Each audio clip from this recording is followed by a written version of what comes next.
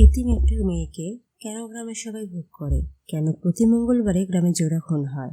কি ভয়ানক ঘটনা ঘটেছিল মঙ্গলবারে? এই সকল প্রশ্নের উত্তর নিয়ে আজ তোমাদের সাথে এক্সপ্লেন করব 2023 সালে মুক্তি পাওয়া তেলুগু থ্রিলার সাসপেন্স মুভি মঙ্গলবারম, যার অর্থ মঙ্গলবার। মুভিটির শুরু থেকে শেষ পর্যন্ত এত টুইস্টে ভরা যে তোমাদের মাথা নষ্ট করে দেবে। আর কথা না বাড়িয়ে চলো মুভি শুরু করা যাক। তবে এক্সপ্লেন শুরু করার আগে তোমাদের কাছে ছোট্ট একটা অনুরোধ, চ্যানেলটিকে সাবস্ক্রাইব করে বেল আইকনটি প্রেস করে দিও। তোমাদের ভালোবাসা আমার এই ছোট্ট চ্যানেলটিকে সামনে এগোতে সাহায্য করবে। সাল 1986। মুভির শুরুতে আমরা দুটো ছেলে মেয়েকে দেখতে পাই, যাদের বয়স 13 থেকে 14 বছর। তারা দুজন খুব ভালো বন্ধু। ছেলেটির নাম রবি এবং মেয়েটির নাম শালু। গতকাল তারা বেড়াতে গিয়ে একসাথে একটা ছবি তুলেছিল। রবি শালুকে ছবিটি দেখালে শালু বলে, ছবিতে তোমাকে অনেক সুন্দর দেখাচ্ছে। রবি বলে, আমি এমনিতেও অনেক সুন্দর, কিন্তু তোমাকে সুন্দর দেখাচ্ছে না, কারণ তোমার চোখে কাজল নেই। শালু মন খারাপ করে বলে, কাজল শেষ হয়ে গেছে, আমার নানি এখনো কাজল কিনে আনেনি। রবি তখন তার পকেট থেকে ছোট্ট একটা কাজল বের করে শালুকে দেয়। শালু তখন অনেক খুশি হয়ে জিজ্ঞেস করে, এই কাজল সে কোথা থেকে এনেছে? রবি বলে, গতকাল রাতে সে মন্দিরে গিয়েছিল, সেখান থেকে নিয়ে এসেছে। শালু জিজ্ঞেস করে, একা একা রাতে মন্দিরে গেছো, তোমার ভয় করেনি?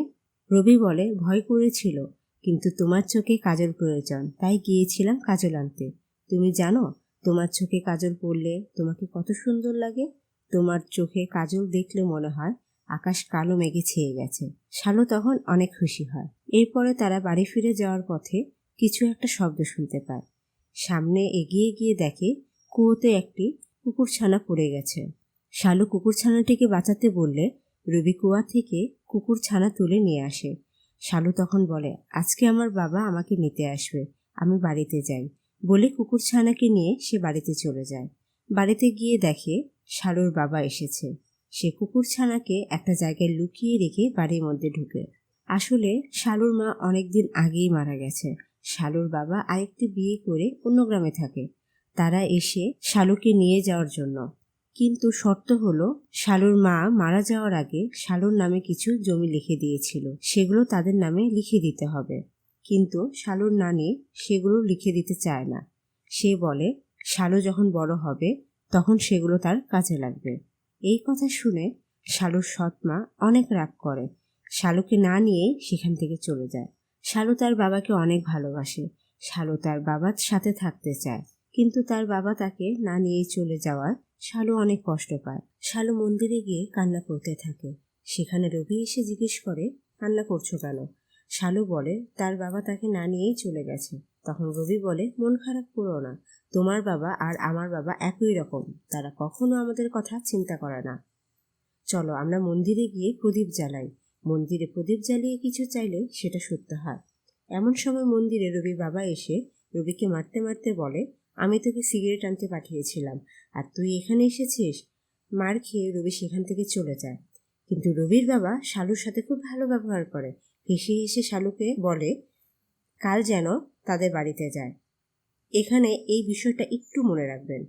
পরদিন সকালে শালু ঘর থেকে বের না হলে শালুর নানি শালুকে ডাকতে গিয়ে দেখে শালু প্রথম পিরিয়ড হয়েছে। শালুর নানি তখন তার সৎমাকে ফোন দিয়ে বলে, শালু বড় হয়েছে, তোমরা এখন তাকে নিতে পারো। কিন্তু সৎমা বলে, তার সম্পত্তি যদি না দেয়া হয় তাহলে তাকে আনতে যাবে না। এই বলে ফোন রেখে দেয়। শালু তার নানিকে বলে তার অনেক ব্যথা হচ্ছে। শালুর নানি বলে, প্রত্যেক মেয়ের জীবনে এইরকম দিন আসে, সব মেয়েকে এরকম কষ্ট সহ্য করতে হয়। রাতে আমরা দেখি রবিদের বাড়িতে আগুন লাগে। গ্রামের সবাই সেখানে যায়, শালু ও তার নানিও সেখানে যায়। সবাই বাড়ির আগুন নিভাতে নিভাতে বলে, বাপ ছেলে একসাথে পুড়ে মারা গেছে। এই ঘটনায় শালু অনেক কষ্ট পায়, কারণ শালুর জীবনে আপনজন বলতে ছিল তার নানু আর তার বন্ধু রাভি। এরপর মুভির সিন শিফট হয় 10 বছর পর। দিনটি ছিল মঙ্গলবার, রাত 1:15। রাস্তায় একটি কুকুর খুব জোরে জোরে ডাকতে থাকে। অপরদিকে গ্রামের এক প্রান্তে একটি মেয়ে 2 হাতে এবং মাথায় আগুনের ফুলডুল নিয়ে দৌড়াতে থাকে। এরপর সকাল হলে আমরা দেখতে পাই একজন বয়স্ক লোক রাস্তায় কিছু একটা দেখে দাঁড়িয়ে যায়। খুব মনোযোগ সহকারে সেটা দেখতে থাকে। এমন সময় পাশ দিয়ে একজন যাওয়ার সময় জিজ্ঞেস করে, এখানে কি দেখছো এত মনোযোগ দিয়ে? এমন করে সেখানে অনেকগুলো লোক জড়ো হয়, আর সবাই সেখানে দাঁড়িয়ে থেকে কিছু একটা দেখতে থাকে। তখন সেখানে কাশীনাথ ও পুলি নামে দুজন লোক আসে। পুলি অন্ধ থাকায় কাশীনাথ যেখানেই যায় পুলিকে সাথে করে নিয়ে যায়। কাশীনাথ দাঁড়িয়ে থাকলে পুলি কাশীনাথকে জিজ্ঞেস করে, এখানে কি হয়েছে, আমরা কেন এখানে দাঁড়িয়ে আছি? তখন ক্যামেরার সামনের দিকে নিয়ে যায়, আর আমরা দেখতে পারি দেয়ালে কিছু একটা লেখা আছে। তখন সেখানে ড্যানিয়েল নামে একজন লোক আসে। সে কাশীনাথকে জিজ্ঞেস করে, দেয়ালে কি লেখা আছে? সবাই এত মনোযোগ দিয়ে কি দেখছে?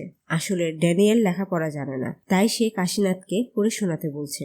কাশীনাথ তখন বলে, দেয়ালে লেখা আছে ড্যানিয়েলের বউয়ের সাথে কারো অবৈধ সম্পর্ক আছে। এই কথা শুনে ড্যানিয়েল খুব রেগে যায়, আর তার বউকে মারার জন্য বাড়ির দিকে ছুটে যায়।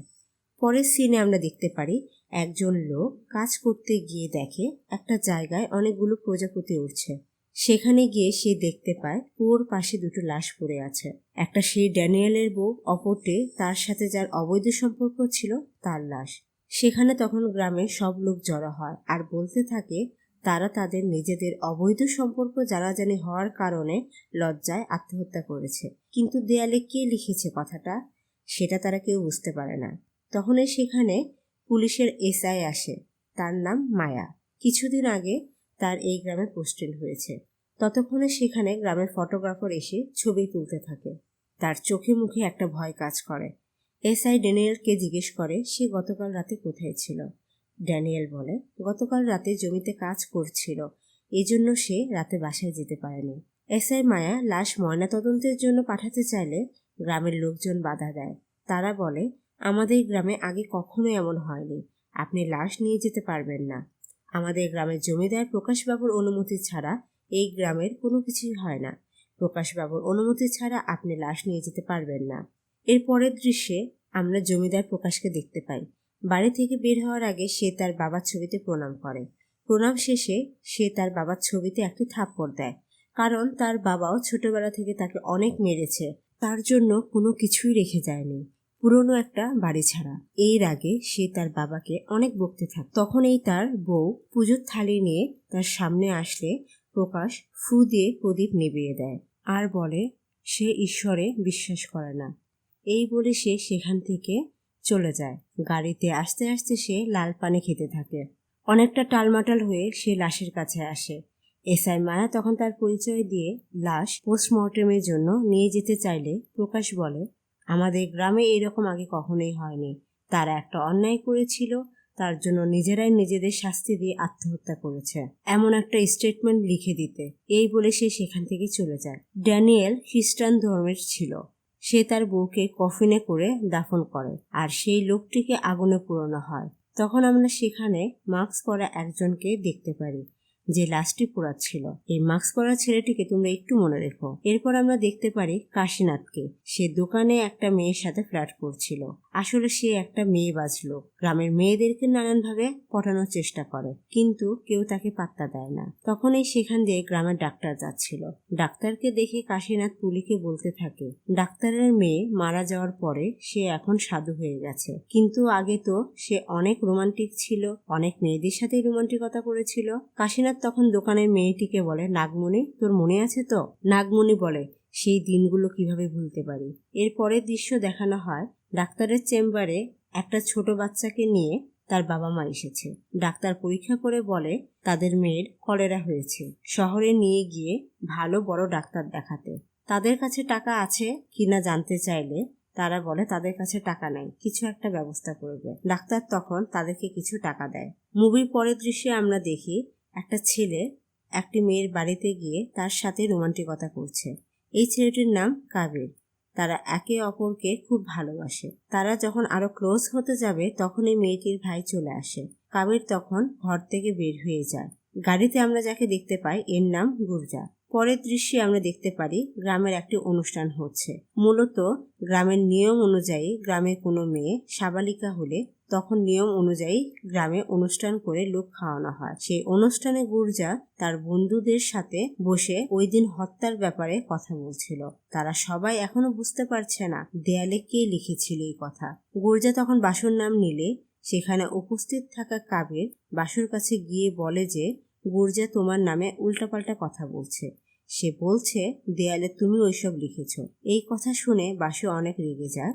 গুর্জার কাছে গিয়ে মারামারি শুরু করে। এক পর্যায়ে অনুষ্ঠানে উপস্থিত সবার মাঝে গন্ডগোল শুরু হয়ে যায়।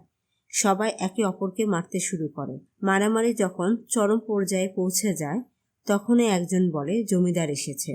এ কথা শুনে সেখানে মারামারি বন্ধ হয়ে যায়। তখন এই দৃশ্য দেখে মনেই হয় না এতক্ষণ এখানে মারামারি হচ্ছিল। আমরা দেখতে পারি গাড়ি করে জমিদারের স্ত্রী রাজশ্রী দেবী এসেছে। রাজশ্রী অনুষ্ঠানে গিয়ে বাচ্চা মেয়েটিকে একটি উপহার দিয়ে সেখান থেকে চলে যায়।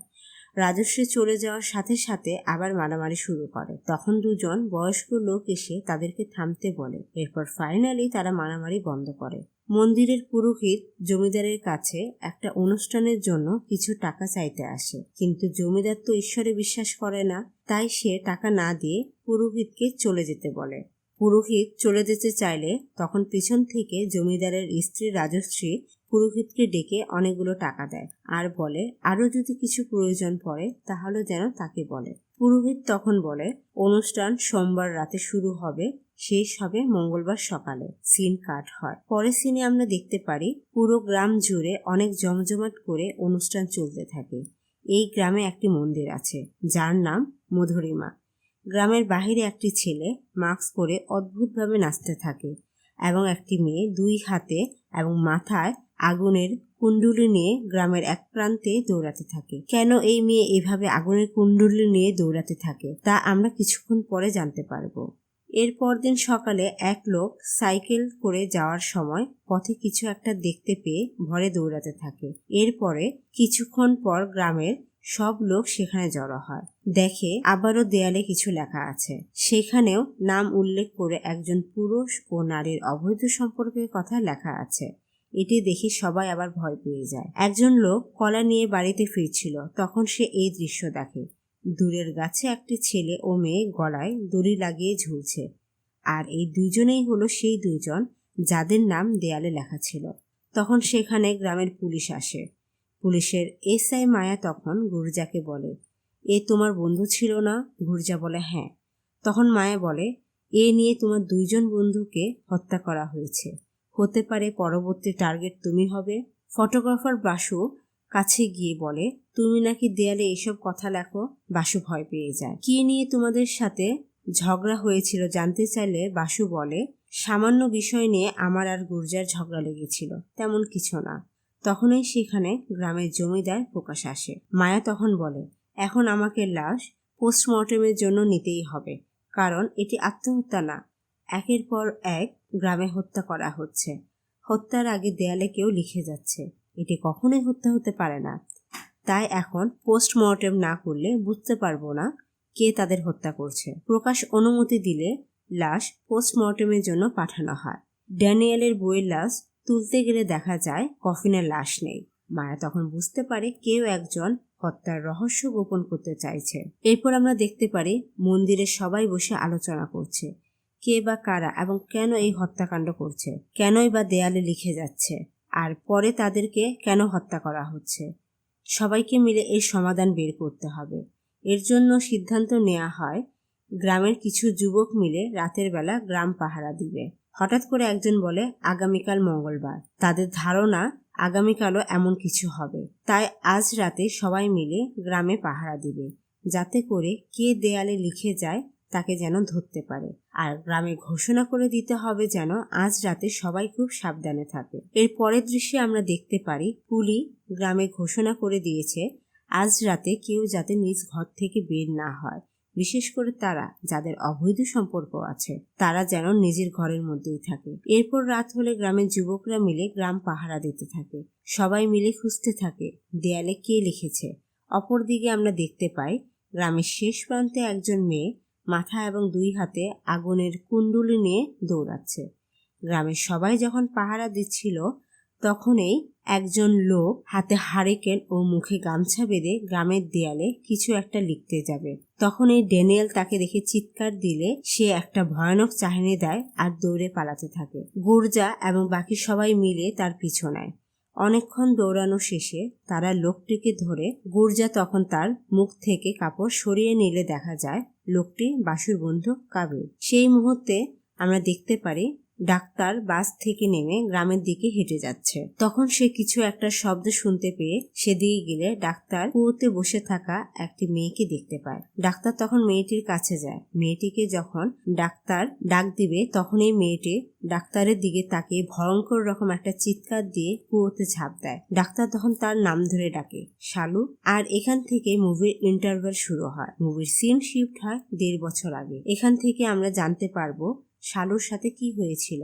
দৃশ্যের শুরুতেই আমরা গল্পের নায়িকা শালুকে দেখতে পারি। শালু এখন পরিপূর্ণ যুবতী, একজন মেয়ে। সে এখন কলেজে পড়ে। তার বাবা এখনো তাকে মেনে নেয়নি। সে এখনো তার নানির সাথে থাকে। শালু দেখতে অনেক সুন্দর হয়েছে। গ্রামের অনেক ছেলেই তাকে পছন্দ করে, কিন্তু শালু তাদের কাউকেই পছন্দ করে না। শালু তার কলেজের একজন শিক্ষককে পছন্দ করে, যার নাম মদন। মদনের সাথে শালুর কথা বলার সময় মদনের চোখ মুখ এবং ইশারা দেখে বোঝা যায় সেও শালুকে অনেক পছন্দ করে। একদিন রাতে শালু বিছানায় শুয়ে তার বয়ফ্রেন্ড মদনের কথা ভাবতে থাকে, একা একাই হাসতে থাকে। হঠাৎ করে শালুর মুখের রিয়াকশন বদলে যায়। ধীরে ধীরে ব্যাপারটা অদ্ভুত হতে থাকে। তার বাঁ হাতটা কাঁপতে থাকে। সেই সময় তাকে দেখে মনে হচ্ছিল সে কাউকে ভেবে অন্তরঙ্গ মুহূর্ত পার করছে। তখনই শালু কতগুলো প্রজাপতি দেখতে পায়। একটু পর সে চোখ খুলে স্বাভাবিক অবস্থায় ফিরে আসে। সিন কাট হয়। শালু মদনের জন্মদিন উপলক্ষে নিজ হাতে ক্ষীর বানিয়ে তার বাড়িতে নিয়ে যায়। সেই মুহূর্তে বৃষ্টি শুরু হলে মদন শালুকে তার বাড়িতে বৃষ্টি থামার জন্য অপেক্ষা করতে বলে। তখন মদন শালুর সাথে রোমান্টিক কথাবার্তা বলতে শুরু করে। আর একটি রোমান্টিক বই নিয়ে সে বই থেকে একটি গল্প বলা শুরু করে। গল্প শোনাতে শোনাতে একসময় মদন শালুর কাছাকাছি চলে যায়। শালুর সাথে অন্তরঙ্গ হওয়ার চেষ্টা করে। তখন শালু মদনকে সরিয়ে সেখান থেকে চলে আসে। কিন্তু শালু তো মদনের প্রতি দুর্বল ছিল। সে তাকে ভালোবাসে। তাই আবার সে মদনের ঘরে ফিরে যায়। আর মদন তখন তাকে জড়িয়ে ধরে। সেখানে তাদের মাঝে কিছু অন্তরঙ্গ মুহূর্ত দেখানো হয়। এরপর তাদের ভালোবাসা শুরু হয়। আর সিন কাট কাট করে তাদের মাঝে কিছু অন্তরঙ্গ মুহূর্ত দেখানো হয়। এভাবে কিছুদিন পার হয়। হঠাৎ একদিন মদন কলেজে না আসলে শালু তার বাড়িতে যায়, কিন্তু বাড়িতে তালা ঝুলানো দেখতে পায়। কিছুদিন এভাবে পার হলে একদিন মদন বিয়ে করে কলেজে বউ নিয়ে আসে। সবাই তার বউকে দেখতে থাকে। শালু এই ঘটনায় অনেক কষ্ট পায়। তার চোখ দিয়ে পানি পড়তে থাকে। শালু যখন মদনের সাথে কথা বলতে যায় তখন মদন বলে, আমি তোমাকে কখনোই ভালোবাসিনি। আমি শুধুমাত্র আমার প্রয়োজনে তোমাকে ব্যবহার করেছি। তুমি এমন একটা বই যাকে সুযোগ বুঝে একবার পড়া যায়, বারবার পড়া যায় না। আর যাকে বারবার পড়া যায় আমি তাকেই বিয়ে করেছি।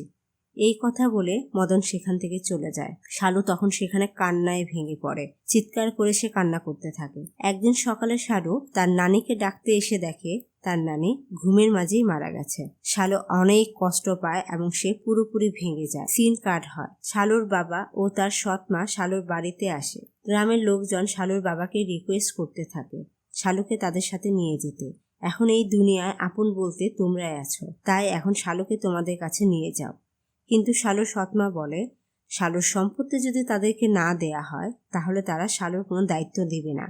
এই কথা শুনে শালু রাগ করে আলমারি থেকে জমির দলিল তার বাবার মুখে ছুঁড়ে ফেলে। এই ঘটনা শালুর বাবা অনেক রেগে যায়। শালুকে বলে, বাবার সাথে কেমন ব্যবহার করতে হয় সেটাও জানো না? শালু তখন বলে, তুমি তো বাবা হওয়ার যোগ্য না। কখনো কি বাবার দায়িত্ব পালন করেছ? তোমাদের জমি দরকার, জমির দলিল নিয়ে এখান থেকে চলে যাও। তখন পিছন থেকে শালুর সৎমা এসে দলিল নিয়ে সেখান থেকে চলে যায়। শালুর বাবা শালুর সাথে সম্পর্ক শেষ করে সেখান থেকে চলে যায়। শালু একা থাকতে থাকতে মানসিক সমস্যা হয়ে যায়। সে কখনো রাগ করে, কখনো কান্না করে। সে এখন পুরোপুরি একা। এতদিন তার নানি ছিল, এখন তার নানিও তার কাছে নেই। সে তার বয়ফ্রেন্ড মদনকে মাঝে মাঝে অনুভব করে। সে পুরোপুরি ডিপ্রেসড হয়ে যায় এবং মানসিক রোগী হয়ে যায়। একদিন শালু একটি জায়গায় বসে থাকে। গ্রামের একটি ছেলে এসে শালুর কাছে আসার ইশারা দেয়। শালু তখন ছেলেটির মাঝে মদনকে ভেবে সেই ছেলেকে কাছে আসার জন্য ইশারা দেয়। তখন ছেলেটি তার কাছে আসে আর তাদের মাঝে অন্তরঙ্গ মুহূর্ত শুরু হয়। তারা শারীরিক সম্পর্ক করতে থাকে। এরপর শালু রঙিন প্রজাপতি দেখে চোখ খুলে, কিন্তু তখন আমরা সেখানে অন্য একটি ছেলেকে দেখতে পাই। এরপর থেকে শালু বিভিন্ন ছেলের সাথে শারীরিক সম্পর্কে জড়িয়ে পড়ে। লেখাপড়া ছেড়ে শালু একটি কাজে যোগ দেয় আর সেই টাকা দিয়েই তার নিজের খরচ চালাতে থাকে। একদিন যখন শালু কাজে যাবে তখন আমরা দেখতে পাই গ্রামের সবাই শালুর দিকে অদ্ভুতভাবে তাকিয়ে থাকে। তারা সবাই শালুর দিকে খারাপ নজরে তাকিয়েছিল। এমনকি গ্রামের বৃদ্ধ থেকে যুবক সবাই শালুর দিকে খুব বাজে নজরে তাকিয়ে থাকে। এরপর শালু যখন বাসে করে কাজে যাচ্ছিল, তখন তার পাশে একটি ছেলে বসেছিল। ছেলেটির সাথে যখনই তার শরীরে স্পর্শ লাগছিল, তখনই শালুর চেহারায় রিয়েকশন বদলে যাচ্ছিল, আর সে তার বাম হাতে রাবার দিয়ে বারবার আঘাত করতে থাকে। যখনই তার এরকম অদ্ভুত আচরণ অনুভূত হয়, তখন সে রাবার দিয়ে নিজেকে আঘাত করে। কিছুক্ষণ পর স্বাভাবিক অবস্থায় ফিরে আসে। তার হাত দেখে আমরা বুঝতে পারি এটি সে প্রায় করে। এভাবে সে নিজেকে কন্ট্রোল করার চেষ্টা করে, নিজেকে আঘাত করে। এরকম কেন হয়? কেন সে কোনো ছেলের স্পর্শ পেলে অন্যরকম আচরণ করা শুরু করে? কেনই বা সে এতগুলো ছেলের সাথে শারীরিক সম্পর্ক করে? এই সব কিছুই আমরা কিছুক্ষণ পর জানতে পারবো। একদিন শালু ফ্যাক্টরিতে কাজ করতে থাকে। কিছুক্ষণ পর ফ্যাক্টরিতে মালিকের বন্ধু আসে। মালিকের বন্ধু শালুকে অনেক পছন্দ করে, তাই ফ্যাক্টরির মালিক শালুকে বলে তার বন্ধুর সাথে শারীরিক সম্পর্ক করতে। ফ্যাক্টরির মালিক অনেকবার শালুর সাথে শারীরিক সম্পর্ক করেছে বিদায় মালিক খুব সহজভাবে শালুকে তার সাথে এই কাজ করতে বলে, কিন্তু শালু রাজি হয় না। শালুকে তারা টাচ করতে চাইলে শালু তাদের টাচ করতে মানা করে। তখন সেখানে শালুর মালিক এসে বলে, আজ তুমি এমন করছো কেন? চুপচাপ আমার বন্ধুকে খুশি করো। তখন শালু তার মালিকের গালে একটি চড় দেয়। তার মালিক রেগে শালুকে মারতে মারতে বাহিরে বের করে নিয়ে আসে। এরপর মিথ্যা চুরির অপবাদ দিয়ে সেখান থেকে বের করে দেয়। শালু অনেক কষ্ট পায়, কাঁদতে কাঁদতে সেখান থেকে বের হয়ে আসে। এরপর সে একটি ব্রিজের উপর যায় এবং নদীতে ঝাঁপ দিতে চায়, কিন্তু তার এত সাহস হয় না যে নিজের জীবন নিজেই শেষ করে দেবে। সিন কাট হয়। রাতে শালুর বাড়িতে একটি ছেলে আসে। এটি সেই ছেলে যার সাথে শালু প্রথম শারীরিক সম্পর্ক করেছিল। ছেলেটি আসলে শালু তাকে একটা চাবুক দিয়ে বলে তাকে আঘাত করতে। ছেলেটি শালুকে অনেক আঘাত করে। শালু অনেক কষ্ট পেতে থাকে আর একসময় মাটিতে উপর হয়ে বসে যায়। ছেলেটি তখন শালুকে ধরতে গেলে শালু চিৎকার দেয়। শালুর ভয়ঙ্কর চিৎকারে ছেলেটি রুম থেকে বের হয়ে যায়। শালু মেঝেতে শুয়ে অনেক কান্না করতে থাকে। এমন সময় কতগুলো রঙিন প্রজাপতি এসে তার আশেপাশে ঘুরতে থাকে। পরের দিন শালু একা একা হেঁটে কোথাও যেতে থাকে। সেই সময় হঠাৎ শালুর বাঁ হাত কাঁপতে থাকে এবং শরীরে অদ্ভুত পরিবর্তন হতে থাকে। এই সময় সে নিজেকে কন্ট্রোল করতে পারে না এবং যাকে কাছে পায় তার সাথেই শারীরিক সম্পর্ক করতে বাধ্য হয়। এই বিষয়টি গ্রামে কয়েকজনের চোখে পড়ে। বিষয়টি নিয়ে গ্রামে কানাঘুষা শুরু হয়ে যায়। এক এক করে গ্রামের সবার মাঝে ঘটনাটি জানাজানি হয়ে যায়। এরপর কয়েকজন লোক মিলে জমিদার প্রকাশের কাছে গিয়ে ব্যাপারটিকে খুলে বলে। জমিদার তখন শালুকে তার কাছে নিয়ে আসার জন্য বলে। এরপর আমরা দেখি শালু সুন্দর করে শাড়ি পরে রেডি হচ্ছিল। তখন এই গ্রামের লোকজন গিয়ে তাকে ডাকতে শুরু করে। শালু দরজা খুলে বাহিরে বের হতে সবাই মিলে শালুকে জোর করে ধরে জমিদারের কাছে নিয়ে আসে।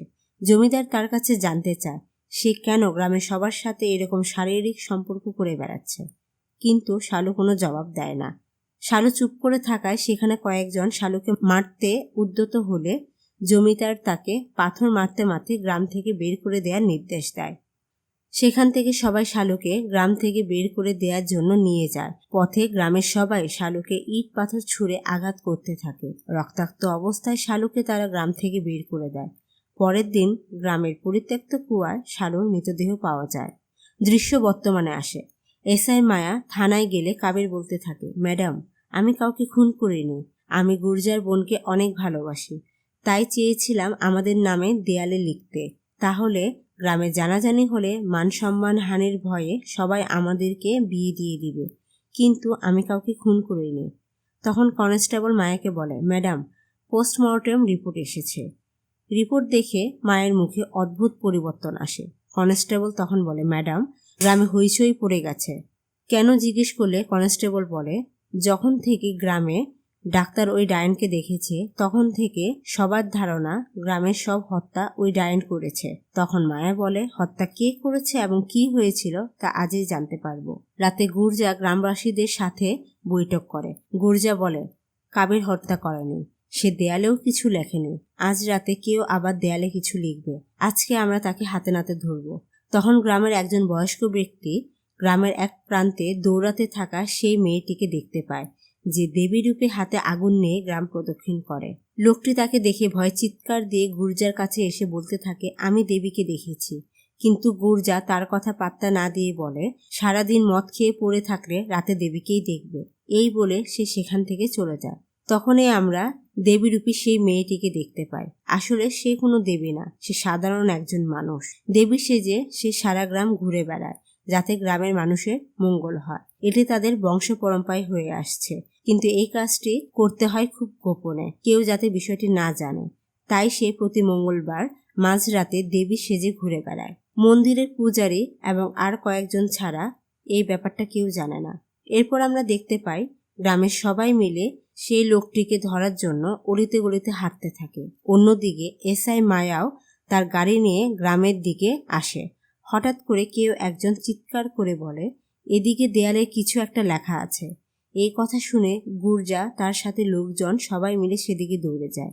গিয়ে দেখে সেখানে অন্য কিছু লেখা আছে।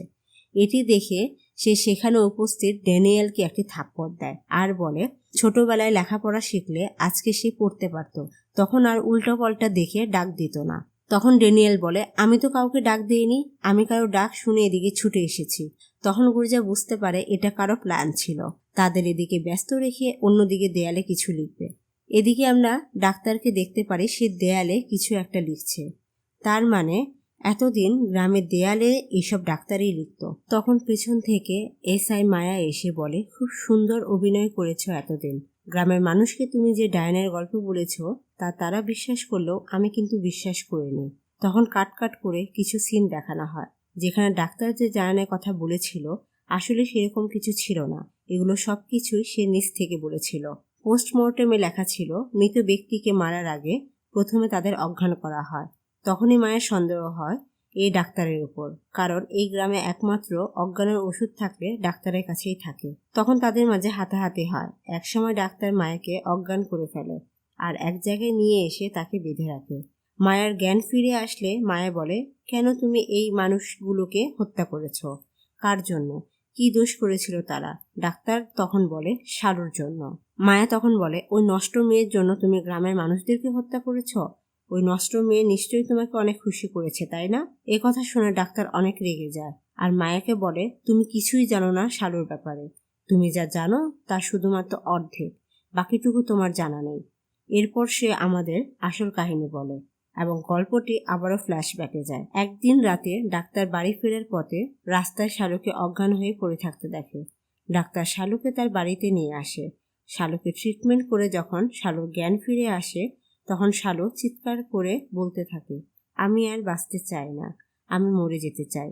দয়া করে আমাকে মরে যাওয়ার জন্য কোনো একটা ওষুধ দেন। ডাক্তার তখন শালুকে জিজ্ঞেস করে, কি হয়েছে তোমার? তোমার আসল সমস্যাটা আমাকে বলো। শালু ডাক্তারকে তার সমস্যাটা খুলে বলে। ডাক্তার শালুকে শহরের একটি মানসিক ডাক্তারের কাছে নিয়ে যায়। ডাক্তার শালুর কিছু পরীক্ষা করে। এরপর ডাক্তারকে শালুর আসল সমস্যাটি খুলে বলে। আসলে শালুর একটি রোগ রয়েছে যাকে হাইপার সেক্সুয়াল ডিসঅর্ডার বলে। এটি মূলত অতিরিক্ত যৌনকামিতার একটি রোগ। স্বাভাবিক মেয়েদের চেয়ে 10 গুণ বেশি শরীরে যৌন উত্তেজনা অনুভব করে। যখন এই যৌন উত্তেজনা বৃদ্ধি হয় তখন সে তার নিজের উপর কোনো কন্ট্রোল রাখতে পারে না। তাই সে বাধ্য হয়ে যাকেই কাছে পায় তার সাথে শারীরিক সম্পর্ক করে। ডাক্তার জানতে চায় এই রোগের কারণ কি।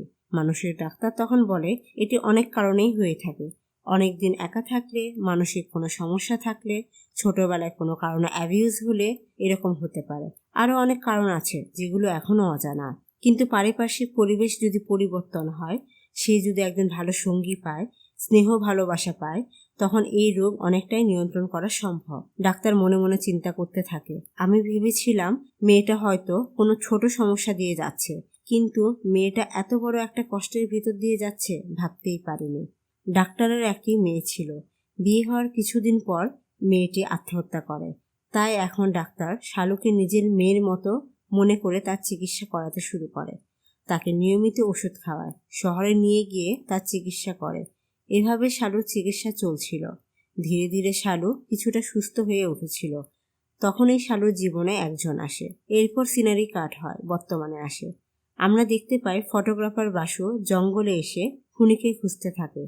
তখন এই বাসু মাস্ক পরা একজনকে দেখতে পায়। বাসু জানতে চায় কে সে, কিন্তু মাস্ক পরা লোকটি কিছু না বলে বাসুকে মারতে শুরু করে। মাস্ক পরা লোক আর বাসুর মাঝে অনেক মারামারি শুরু হয়। আর মারামারির এক পর্যায়ে বাসু মাস্ক পরা ছেলেটিকে ছুরি দিয়ে আঘাত করে, কিন্তু এরপরও ছেলেটি মাস্ক খুলে না। এরপর মাস্ক পরা ছেলেটি একটি বর্শা দিয়ে বাসুকে খুন করে। সিন কাট হয়ে ডাক্তারের কাছে আসে। ডাক্তার আবার বলতে শুরু করে, একটা মাস্ক পরা ছেলে সব সময় শালুকে ফলো করতে থাকে। একদিন আমি ছেলেটিকে ধরে ফেলি। ছেলেটিকে জিজ্ঞেস করি কেন সে শালুকে ফলো করে। ছেলেটা তখন তার মুখ থেকে মাস্ক খুলে শালুর সামনে আসে। তখনই আমরা দেখতে পাই ছেলেটির মুখে একটি পোড়া দাগ আছে। ছেলেটির শালুর সামনে কাজলে একটি পাত্র দিলে শালু তখন তাকে চিনতে পারে। এখানে আমরা বুঝতে পারি এই ছেলেটি আর কেউ নয়, শালুর ছোটবেলার সবচেয়ে কাছের বন্ধু রাবি। মুভির শুরুতে যাকে আমরা দেখেছিলাম আগুনে পুড়ে মারা গেছে। রাবিকে জড়িয়ে ধরে শালু অনেক কান্না করতে থাকে। এখান থেকে মুভি আবার ফ্ল্যাশব্যাকে যায়। এখানে আমরা দেখতে পারি শালু একদিন রাবির সাথে দেখা করতে তাদের বাড়িতে যায়। রাবি তখন বাড়িতে ছিল না। রাবির বাবা তখন শালুকে আপত্তিজনকভাবে স্পর্শ করেছিল। হঠাৎ রাবি বাড়িতে এসে এই দৃশ্যটি দেখে ফেলে। রাবিকে দেখে শালু জড়িয়ে ধরে কান্না করতে থাকে। রাবি এতে তার বাবার উপর এতটাই ক্ষিপ্ত হয় যে রাতে তার বাবাকে ঘুমের মাঝে ভারী একটা বস্তু দিয়ে আঘাত করে হত্যা করে আর ঘরে আগুন জ্বালিয়ে দেয় যাতে কেউ কোনো প্রমাণ না পায়। কিন্তু ঘর থেকে বের হওয়ার সময় রাবির মুখে আগুন লেগে মুখ পুড়ে যায়। রাবি মন্দিরে গিয়ে কান্না করতে থাকে। তখন সে একটি মাস্ক খুঁজে পায়।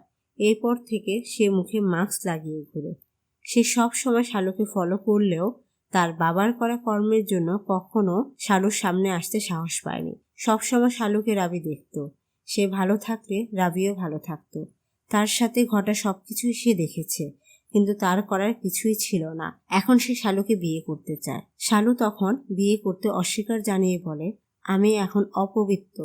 রাবি বলে, তোমার শরীর অপবিত্র হলেও তোমার মন এখনো আগের মতোই পবিত্র। আমি তোমাকে অনেক ভালোবাসি। ডাক্তার তখন বলে, অতীত ভুলে গিয়ে তোমরা আবার নতুন করে নিজেদের জীবন শুরু করো। আমরা কাল শহরে যাব বিয়ে কেনাকাটা করতে। আগামী পরশু তোমাদের বিয়ে হবে। এরপর তোমরা গ্রাম ছেড়ে অনেক দূরে কোথাও চলে যাবে, সেখানে সুখের সংসার করবে। পরের দিন ছিল মঙ্গলবার। ডাক্তার এবং রবি শহরে গিয়েছিল বিয়ের কেনাকাটা করতে। তারা যখন ফিরে আসে তখন দেখে গ্রামের লোকজন একদিকে দৌড়ে যাচ্ছে। ডাক্তার তখন জিজ্ঞেস করে, কি হয়েছে, তারা এইভাবে দৌড়াচ্ছে কেন? তখন একজন বলে, গ্রামের ওই পরিত্যক্ত কুয়াতে শালু আত্মহত্যা করেছে, ওখানে ওর লাশ পাওয়া গেছে। ডাক্তার আর রবি সেখানে দৌড়ে যায়। গিয়ে দেখে সত্যি শালুর লাশ সেখানে পড়ে আছে। এরপর সিন চলে আসে বর্তমানে। সম্পূর্ণ ঘটনা শুনে মায়া অবাক হয়ে যায়। ডাক্তারকে বলে, তুমি যখন সত্যটা জানতে তখন কেন গ্রামবাসীকে এ কথা বলনি? ডাক্তার তখন একটা অট্টহাসি দিয়ে বলে, মেয়েদের যখন পিরিয়ড হয় তখন তাদেরকে ঘর থেকে বের হতে দেয় না এই সব জানোয়ারদের ভয়ে।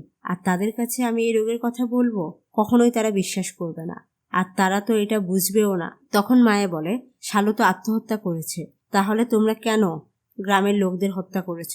তখনই এই গল্পের আরেকটা টুইস্ট আসে। ডাক্তার তখন বলে, শালু আত্মহত্যা করেনি, তাকে হত্যা করা হয়েছিল। পুরো 6 জন মানুষ মিলে তাকে হত্যা করেছিল। তখন আমরা দেখতে পারি এই ঘরের বাহিরে গ্রামের জমিদার প্রকাশ আড়ে পেতে ডক্টর আর মায়ের কথা শুনছে। ডাক্তার তখন বলে, আমরা 4 জনকে হত্যা করেছি। 5 নম্বর ব্যক্তিকে কিছুক্ষণ আগে রবি হত্যা করেছে, এখন বাকি 6 নম্বর, একেও একটু পরে আমি হত্যা করব। মায়া তখন চিৎকার করে জানতে চায় কে সে। এখানে সিন কাট হয়। এদিকে প্রকাশ তার বাড়িতে আসে। বাড়িতে আসার পর তার স্ত্রী রাজশ্রী প্রকাশকে জিজ্ঞেস করে সে হত্যাকারী সম্পর্কে কিছু জানতে পেরেছে কিনা, কে দেয়ালে এসব লিখেছে। প্রকাশ তখন রেগে গিয়ে রাজশ্রীকে মারতে থাকে। প্রকাশ বলে, এই সব কিছু তুমি করেছ, তারপরও কেন অভিনয় করছো? তার মানে 6 নম্বর ব্যক্তি আর কেউ নয়, প্রকাশের স্ত্রী রাজশ্রী। কাহিনী আবার ফ্ল্যাশব্যাকে যায়। একদিন শালুকে কিছু লোক পিছু করলে সে নিজের যান বাঁচাতে একটি বাড়ির পিছে আশ্রয় নেয়।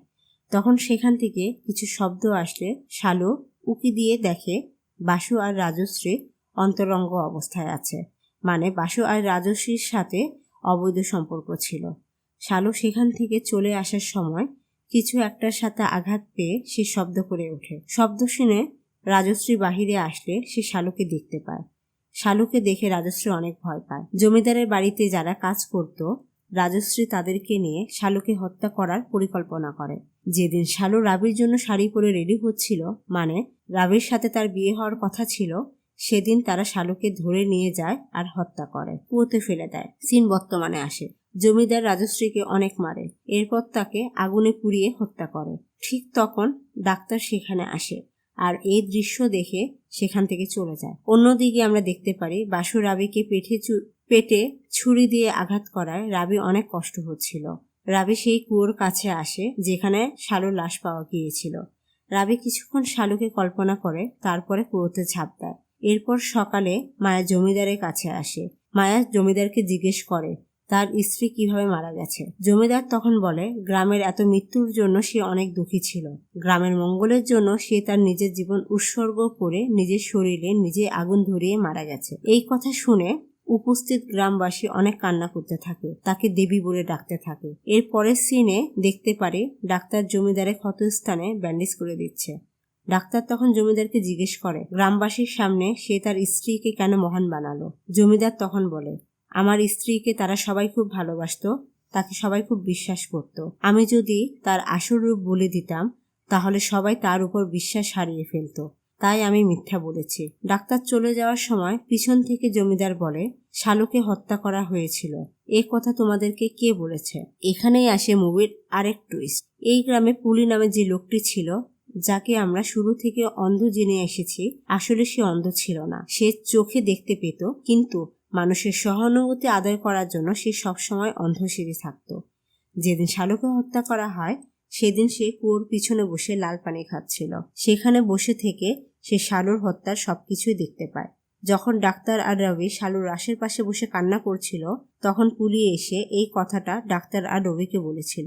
অন্যদিকে জমিদারের স্ত্রীর সাথে বাসুর অবৈধ সম্পর্ক ছিল, সেটা ডাক্তার আর রবি কিভাবে জানতে পারলো। যেহেতু রবি সবসময় শালুকে ফলো করত, তাই হয়তো রবি রাজশ্রীর সাথে বাসুর অবৈধ সম্পর্কের কথা জানতে পেরেছিল। আর এই মুভিটা এখানেই শেষ হয়। মুভিটির নাম মঙ্গলবারম হওয়ার কারণ শালুকে মঙ্গলবার মারা হয়েছিল। এখানে শালুই মেন চরিত্র। যেহেতু শালুর খুনের উপর ভিত্তি করে মুভিটি তৈরি করা হয়েছে, তাই মুভিটির নাম ছিল মঙ্গলবারম।